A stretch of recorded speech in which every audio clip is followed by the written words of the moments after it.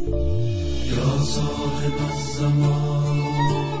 یا صاحب الزمان۔ اعوذ باللہ من الشیطان الرجیم، بسم اللہ الرحمن الرحیم، الحمد للہ رب العالمین، والصلاة والسلام علی محمد وآلہ الطیبین الطاہرین۔ محترم ناظرین گرامی، آج ہماری گفتگو کا موضوع بقیت اللہ یعنی ذخیرہ الہی ہے۔ جیسا کہ آپ سب جانتے ہیں کہ مولا امام زمان علیہ السلام کو بہت سارے القاب ملے ہیں، اور ایک مشہور لقب ان کا بقیت اللہ ہے، اور یہ لقب جو ہے یہ قرآن مجید کے اندر بھی آیا ہے۔ دوسرے لفظوں میں ہم کہیں گے کہ یہ مولا کا لقب قرآنی لقب ہے۔ سورہ ہود کی 86 نمبر آیت میں اگر آپ ملاحظہ فرمائیں تو پروردگار یہ فرما رہا ہے، اعوذ باللہ من الشیطان الرجیم،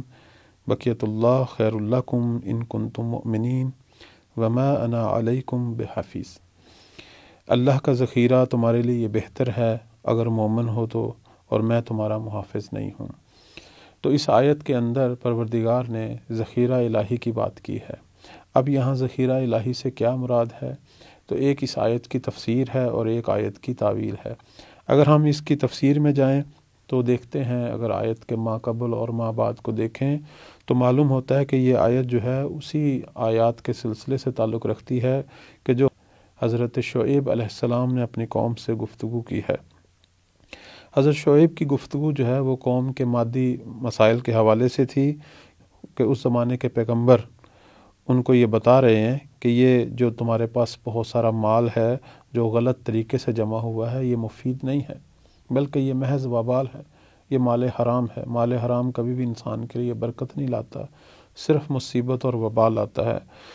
تو اس کے زمانے کے نبی یہ فرما رہے تھے کہ تم مال حلال کماؤ، چونکہ مال حلال تمہارے لیے بہتر ہے، تمہارے لیے خیر و برکت لائے گا، اور یہ ہمیشہ باقی بھی رہے گا، اور اس کی وجہ سے برکات الہی تمہارے شامل حال رہیں گی۔ تو اگر تم اللہ پر ایمان رکھتے ہو تو اللہ کے مال کو، مال حلال کو جو ہے وہ ذخیرہ کرو۔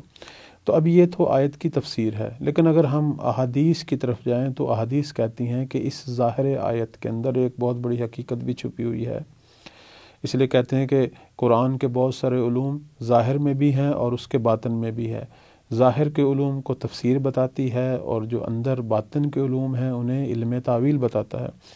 تو آیت کی تعویل کے حوالے سے جو آیات ہیں وہ یہ کہتی ہیں کہ یہاں بقیت اللہ کا جو لفظ ہے اس کی اگر دنیا کے اندر کامل ترین کوئی تصویر ہے تو وہ امام مہدی علیہ السلام ہے۔ ہاں، بقیت اللہ کا عنوان مال حلال پر بھی ہوتا ہے، ہر وہ چیز جو اللہ کے لیے ذخیرہ ہو اس پہ بقیت اللہ کا عنوان آتا ہے،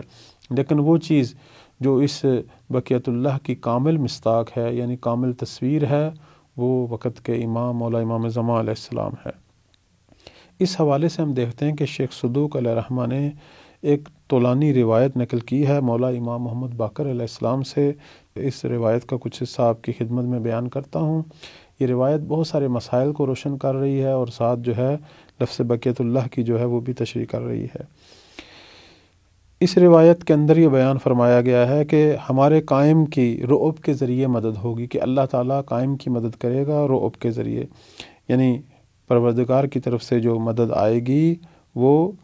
رعب یعنی قائم کی جو ہیبت ہے، ان کا جو رعب دبدبہ ہے وہ ان کے دشمنوں پر اتنا چھا جائے گا کہ دشمن مقابلہ کرنے کی سکت ہی نہیں رکھیں گے، یا مقابلہ کریں گے تو جلد جو ہے وہ شکست کھا جائیں گے۔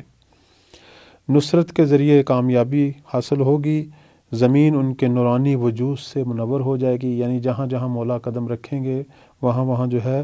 زمین منور ہوگی، زمین کی مصیبتیں، زمین کے وبال ختم ہو جائیں گے، خزانے ان کے لیے ظاہر ہو جائیں گے، یعنی زمین کے اندر جو چھپی ہوئی چیزیں جو انسانیت کے لیے، جو بشریت کے لیے مفید ہیں، اس کو مولا جو ہے وہ اپنے علم سے ظاہر کریں گے اور لوگ ان سے استفادہ کریں گے۔ ان کی حکومت مشرق و مغرب پر چھا جائے گی، یعنی دنیا کے مشرق سے مغرب تک ان کی حکومت ہوگی، یعنی گویا دوسرے لفظوں میں پوری دنیا پر ان کی حکومت ہوگی۔ اللہ تعالیٰ ان کے وسیلے سے اپنے دین کو تمام ادیان پر غلبہ عطا فرمائے گا، یعنی امام مہدی علیہ السلام کی حکومت کی خیر و برکت کی ایک جو مثال سامنے آئے گی وہ یہ ہوگی کہ دنیا پر صرف دین اسلام ہی ہوگا، اور کہ کوئی دین، کوئی مکتب اور مذہب جو ہے وہ باقی نہیں رہے گا۔ اگرچہ مشرکوں کو یہ بات ناگوار کیوں نہ گزرے، ہاں مشرک، کافر، منافق ایسے لوگ جو ہیں ان کو اذیت ہو رہی ہوگی، پہلے وہ مومنین کو اذیت کرتے تھے، لیکن جب رہبر حق جو ہیں وہ قیام کریں گے اور مومنین ان کا ساتھ دیں گے اور ان کی ہمراہی کریں گے اور اللہ کی طرف سے مدد ہوگی، تو پھر دنیا کافروں کے لیے تنگ ہو جائے گی، دنیا مشرکین کے لیے تنگ ہو جائے گی۔ اور فرماتے ہیں کہ زمین پر کوئی ویرانی باقی نہیں رہے گی مگر یہ آباد ہو جائے، منجر زمینیں ختم ہو جائیں گی، زمینیں شاداب ہو جائیں گی، دنیا کا کوئی حصہ ویران اور برباد نہیں ہوگا، سب حصوں پر آبادی ہوگی، رونق ہوگی۔ پھر فرماتے ہیں کہ حضرت روح اللہ عیسیٰ ابن مریم علیہ السلام آسمان سے نازل ہوں گے اور ان کے پیچھے نماز پڑھیں گے، یعنی حضرت عیسیٰ کا نزول اس وقت سامنے آئے گا اور مولا امام مہدی علیہ السلام کے پیچھے نماز پڑھ کر مولا امام مہدی علیہ السلام کی عظمت کو دنیا کے لیے ثابت کریں گے۔ تو راوی نے یہ پوچھا مولا امام صادق علیہ السلام سے کہ میں نے یہ پوچھا کہ اے فرزند رسول، آپ کے قائم کب خروج کریں گے، کچھ ہمیں اور نشانیاں بھی بیان کریں۔ تو فرمایا کہ جب مرد عورتوں کی شبیہ اختیار کریں گے، یعنی جب جیسے آج کل کے زمانے میں بھی ہم یہ دیکھ رہے ہیں چیزیں کہ عورتیں مردوں کی شبیہ بن جائیں گی اور مرد عورتوں کی شبیہ، اور اس کے بعد فرماتے ہیں کہ مرد مردوں پر اکتفا کریں گے اور عورتیں عورتوں پر اکتفا کریں گی، یعنی لوگوں کی ازدواجی زندگیاں ختم ہو جائیں گی۔ دوسرے لفظوں میں ایک ایسا بے لگام پرفساد فحشا پر مبنی معاشرہ جو ہے وہ سامنے آئے گا۔ عورتیں زین پر سوار ہوں گی،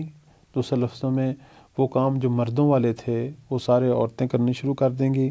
جھوٹی گواہیاں قبول کی جائیں گی، عدالتوں کے اندر حق اور انصاف عدالت کسی کو نہیں ملے گی، لوگ جھوٹی گواہیوں کے ذریعے باطل کو جو ہے وہ ثابت کریں گے، سچی گواہی رد کر دی جائے گی۔ قاضی یا ایسے لوگ جو ایسے محکمے ہوں گے عدالت کے، وہاں پر پتہ ہوگا ان کو کہ سچا کون ہے، لیکن دنیا کے مال و متاع کی خاطر سچی گواہیوں کو رد کر دیا جائے گا اور جھوٹی گواہیوں کو قبول کیا جائے گا۔ لوگ سود خوری کریں گے، خون ریزی کریں گے اور زنا جیسے بدتر گناہ کو معمولی گناہ شمار کریں گے، معمولی کام شمار کریں گے۔ شریر لوگ، شیطان لوگ جو ہیں، ان کی زبان کی وجہ سے لوگ ان سے خوف زدہ ہوں گے۔ اس کے بعد فرماتے ہیں کہ سفیانی شام سے خروج کرے گا۔ سفیانی کے بارے میں انشاءاللہ بعد میں کہیں آپ کی خدمت میں بیان کریں گے۔ سفیانی ایک ایسا بدبخت، ایسا فاسد حاکم ہوگا اور شام سے اس کی حکومت شروع ہوگی اور عراق تک جو ہے وہ آئے گی اور مسلمانوں کا، اہل بیت کے ماننے والوں کا قتل عام کرے گا۔ ابو سفیان کی نسل سے ہوگا اور یہ اسی طرح ہوگا جیسے اسلام کے اندر خوارج تھے یا بنی امیہ تھے، جو اہل حق کے ساتھ دشمن ہیں اور اپنی مرضی کا دین جو ہے وہ دنیا پر لاگو کرنا چاہتے ہیں۔ سفیانی شام سے خروج کرے گا اور فرماتے ہیں کہ یمانی یمن سے خروج کرے گا۔ یمن سے ایک نیک اور صالح شخص آدمی جو ہے وہ ظاہر ہوگا اور وہ دین حق کے غلبہ کے لیے، دوسرے لفظوں میں امام زمانہ کی مدد کے لیے، ان کی نصرت کے لیے، ان کے لیے راہ کو ہموار کرنے کے لیے جو ہے وہ خروج کرے گا۔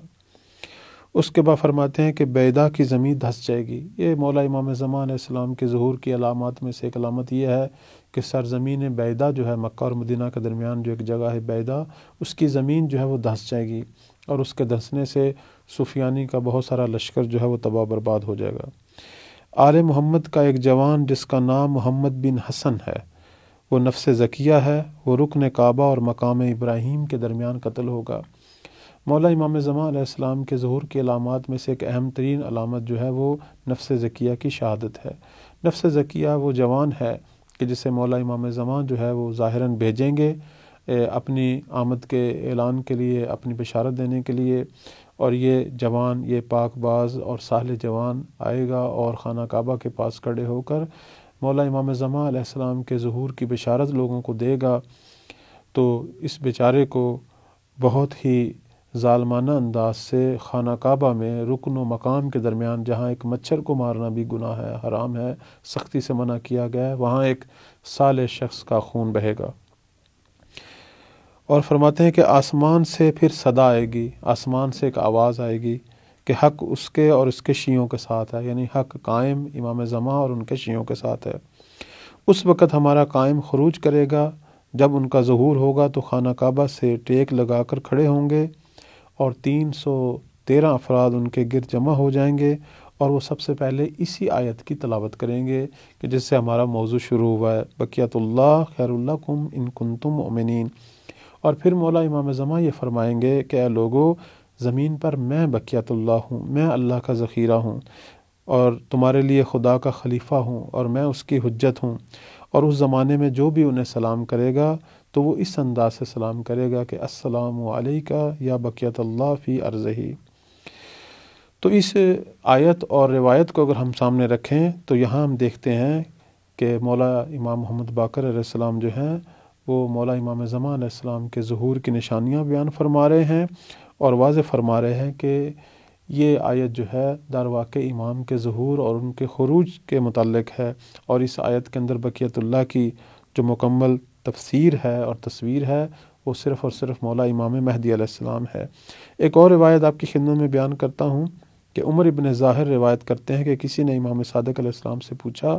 کیا قائم کو امیر المؤمنین کہہ کر سلام کیا جا سکتا ہے؟ فرمایا نہیں، یہ وہ نام ہے جسے اللہ نے امام علی علیہ السلام کے ساتھ مخصوص کیا ہے، کوئی ان سے پہلے یہ نام نہیں رکھتا تھا اور ان کے بعد بھی کوئی یہ نام نہیں رکھے گا مگر یہ کہ کافر ہو۔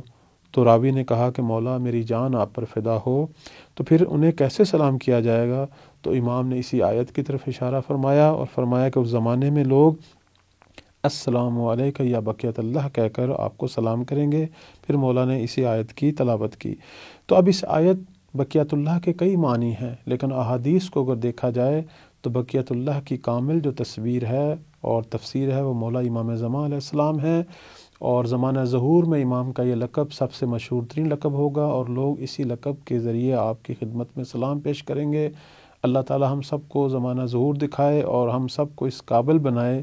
کہ ہم بھی ان خوش نصیب لوگوں میں سے ہوں جو زمانہ ظہور میں مولا کو اسی مبارک لقب کے ساتھ ان کی خدمت میں سلام پیش کریں انشاءاللہ تعالی۔ والسلام علیکم ورحمۃ اللہ وبرکاتہ۔